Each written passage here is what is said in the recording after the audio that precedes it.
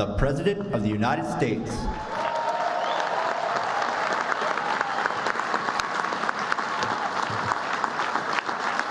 Thank you. Thank you so much. Thank you very much. Thank you. Thank you so much. Everybody, please have a seat. Have a seat. Before I get started, can we get the new presidential setup out here?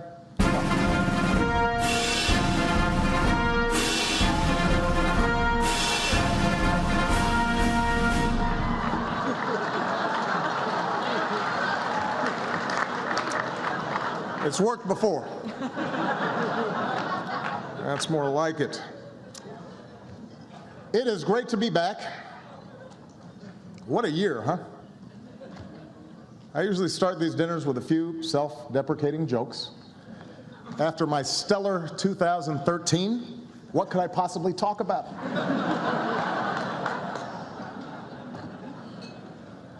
I admit it. Last year was rough. Sheesh. At one point, things got so bad, the 47% called Mitt Romney to apologize.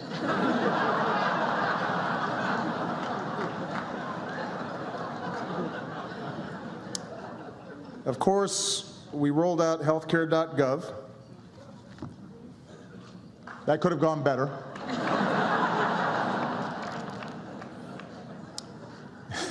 In 2008, my slogan was, yes, we can.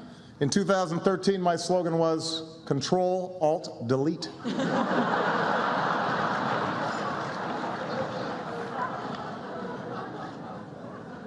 On the plus side, they did turn the launch of healthcare.gov into one of the year's biggest movies.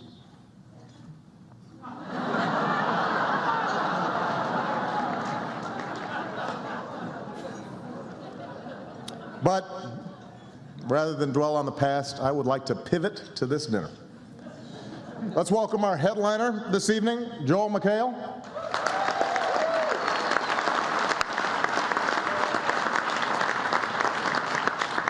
On Community, Joel plays a preening, self-obsessed narcissist. So this dinner must be a real change of pace for you. I want to thank the White House Correspondents Association for hosting us here tonight. I am happy to be here, even though I am a little jet-lagged from my trip to Malaysia. The lengths we have to go to get CNN coverage these days.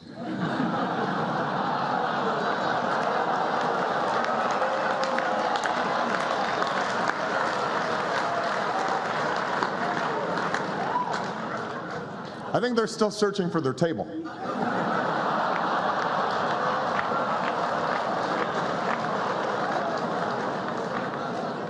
MSNBC is here. They're a little overwhelmed. They've never seen an audience this big before.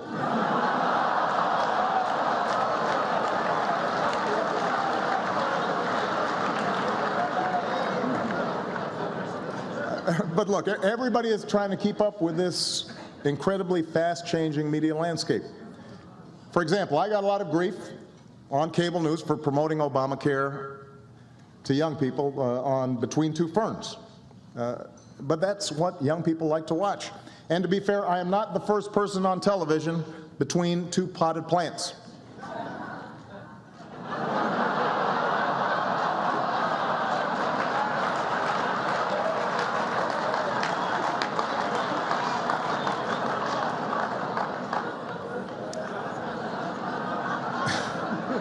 Sometimes I do feel disrespected by you reporters, but that's okay. Seattle Seahawk cornerback Richard Sherman is here tonight, and he gave me some great tips on how to handle it. Jake Tapper, don't you ever talk about me like that. I'm the best president in the game. What do you think, Richard? Was that good? A little more feeling next time?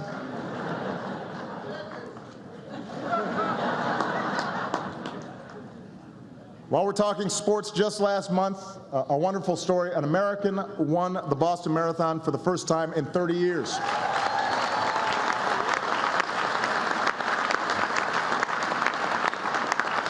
which was inspiring and only fair since a Kenyan has been president for the last 6.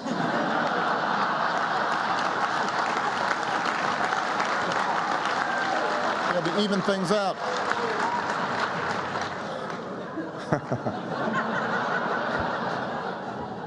We have some other athletes here tonight, including Olympic snowboarding gold medalist Jamie Anderson is here. We're proud of her. Incredibly talented young lady. Michelle and I watch the Olympics. We cannot believe what these folks do. Death-defying feats. Haven't seen somebody pull a 180 that fast since Rand Paul disinvited that Nevada rancher from this dinner.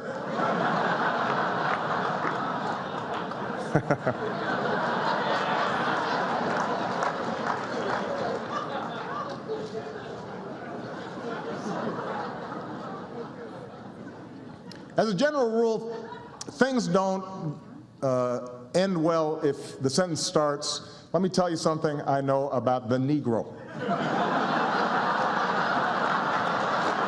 You don't really need to hear the rest of it.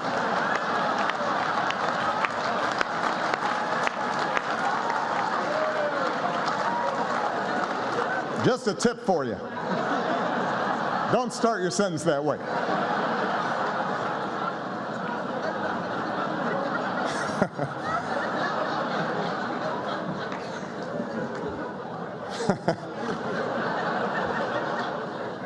Speaking of Rand Paul, Colorado legalized marijuana this year. An interesting social experiment. I do hope it doesn't lead to a whole lot of paranoid people who think that the federal government's out to get them and listening to their phone calls. That would be a problem. And speaking of conservative heroes, the Koch brothers bought a table here tonight, but as usual, they used a shadowy right-wing organization as a front. Hello, Fox News.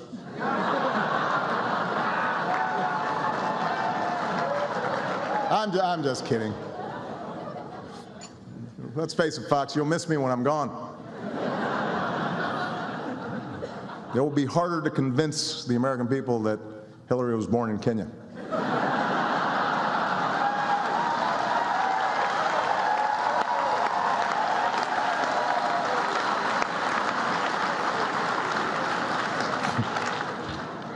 A lot of us really are concerned about the way big money is influencing our politics.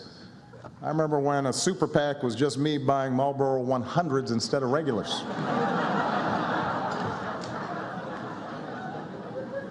Of course, now that it's 2014, Washington is obsessed on the midterms.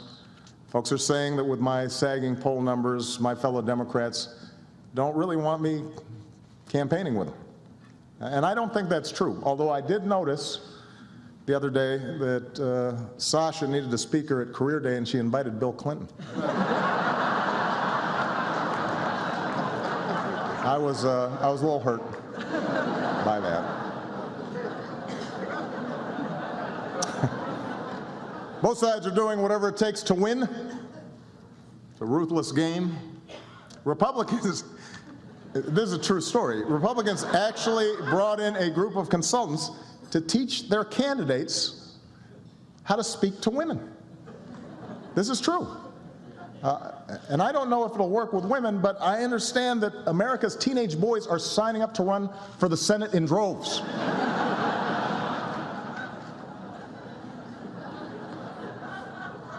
Anyway, while you guys focus on the horse race, I'm going to do what I do. I'm going to be focused on everyday Americans.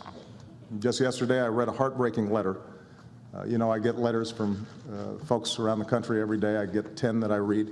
This one got to me. A Virginia man who's been stuck in the same part-time job for years, no respect from his boss, no chance to get ahead. I really wish Eric Cantor would stop writing me.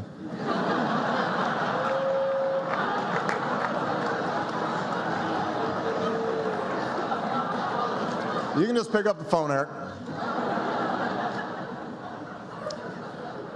And I'm feeling sorry, believe it or not, for the Speaker of the House as well. These days, the House Republicans actually give John Boehner a harder time than they give me. which means orange really is the new black.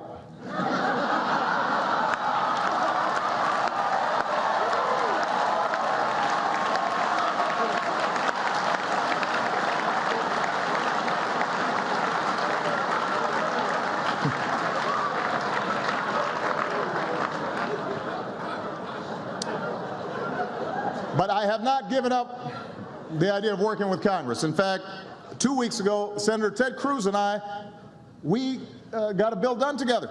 And I have to say the signing ceremony was something special. Got a picture of it, I think.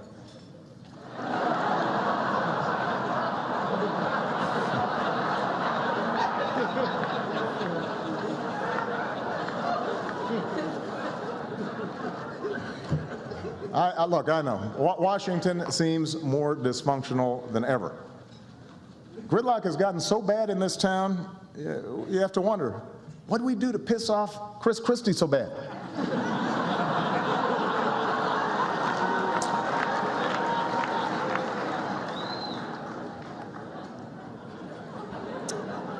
One issue, for example, we haven't been able to agree on is unemployment insurance.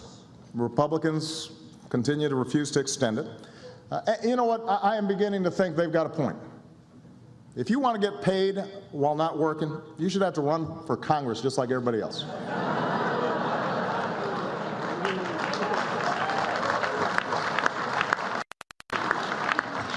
Of course, there is one thing that keeps Republicans busy.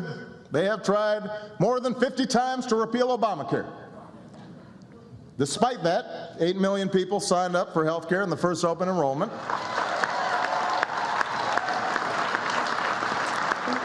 Which does lead one to ask, how well does Obamacare have to work before you don't want to repeal it? What if everybody's cholesterol drops to 120? What if your yearly checkup came with tickets to a Clippers game? Not the old Don Sterling Clippers, the new Oprah Clippers. Would that be good enough? What if it gave Mitch McConnell a pulse? What is it going to take?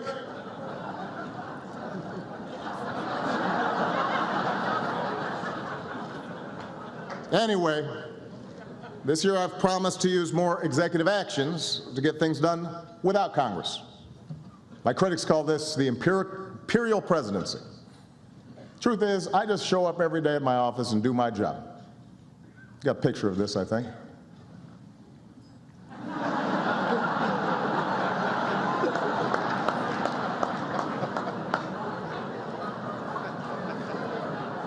You would think they'd appreciate a more assertive approach, considering that the new conservative darling is none other than Vladimir Putin.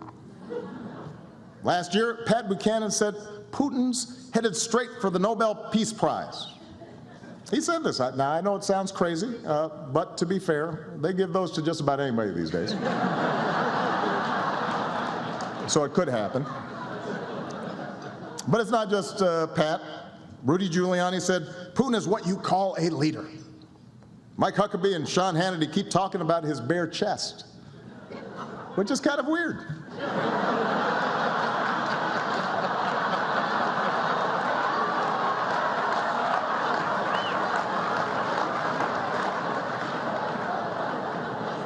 Look it up. They talk about it a lot.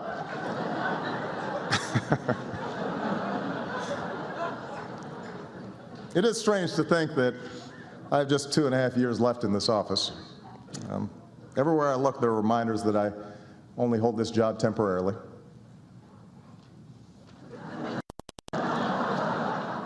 But it's a long time between now and 2016, and anything can happen.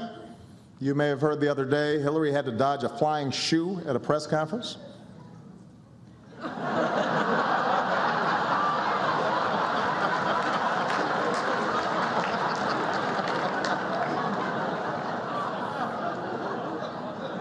I love that picture. Regardless of what happens, I've run my last campaign, and I'm beginning to think about my legacy. Some of you know Mayor Rahm Emanuel recently announced he's naming a high school after me in Chicago, which is extremely humbling. I was even more flattered to hear Rick Perry, who's here tonight, is doing the same thing in Texas. Take a look. Thank you, Rick. It means a lot to me.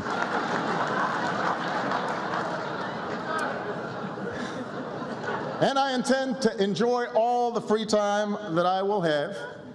George W. Bush took up painting after he left office, which inspired me to take up my own artistic side. I'm sure we've got a shot of this.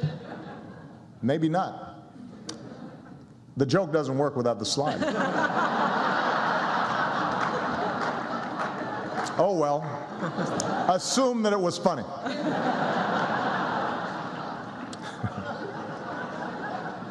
Does this happen to you, Joe? It does, okay. On a more serious note, tonight reminds us that we really are lucky to live in a country where reporters get to give a head of state a hard time on a daily basis, and then once a year give him or her the chance at least to try to return the favor.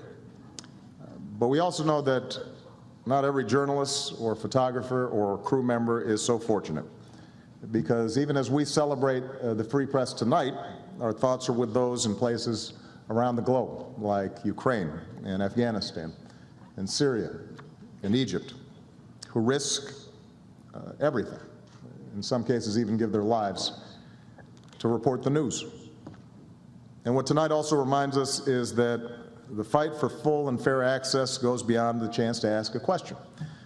As Steve mentioned, decades ago, an African American who wanted to cover his or her president might be barred from journalism school, burdened by Jim Crow, and once in Washington, banned from press conferences.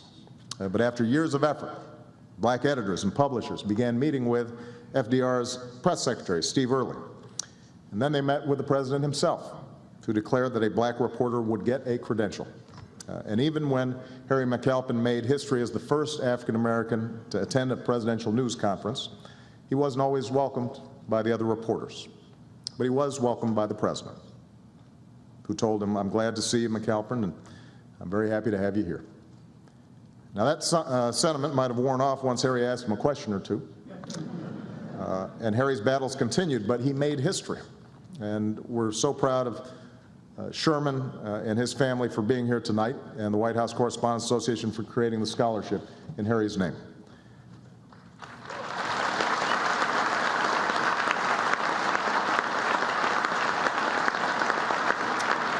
For over 100 years, even as the White House Correspondents Association has told the story of America's progress, you've lived it too, gradually allowing equal access to women, minorities, and gays, and Americans with disabilities. And yes, radio and television and internet reporters as well. And through it all, you've helped make sure that even as societies change, our fundamental commitment to the interaction between those who govern and those who ask questions doesn't change. And as Jay will attest, it's a legacy you carry on enthusiastically every single day. And because this is the 100th anniversary of the Correspondents Association, I actually recorded an additional brief video thanking all of you for your hard work. Can we run the video? Congratulations. What's going on? I was told this would work. Does anybody know how to fix this? Oh, thank you. You got it? I got this. I see it all the time. There. That should work. Congratulations to the White House Correspondents Association. Here's to 100 more terrific years. Thank you very much, everybody. God bless you. And God bless America, and thank you, Kathleen Sebelius.